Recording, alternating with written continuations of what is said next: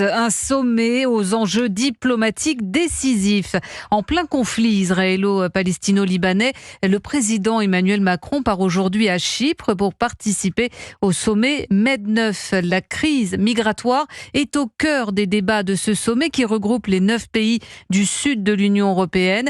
Comment freiner la crise migratoire, une crise qui pourrait être amplifiée par le conflit au Proche-Orient, Jacques Serret?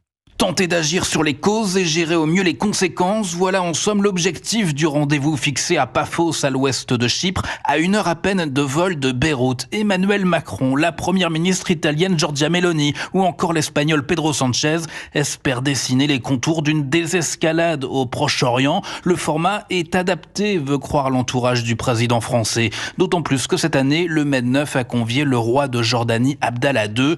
Une augmentation de l'aide humanitaire à Gaza est sur la table. Paris prône également pour un renforcement de l'autorité palestinienne. Une certitude, l'embrasement de la région fait craindre une nouvelle vague de migration. Les autorités libanaises évoquent 1,2 million de déplacés, souligne-t-on du côté de l'Elysée. Et Chypre, pays hôte de ce sommet, est aux premières loges. C'est pourquoi les pays du Med9 doivent ensemble aborder la question du renforcement des contrôles aux frontières extérieures de l'Union européenne, une semaine avant le sommet européen qui aura lieu à Bruxelles la semaine prochaine. Jacques Serret.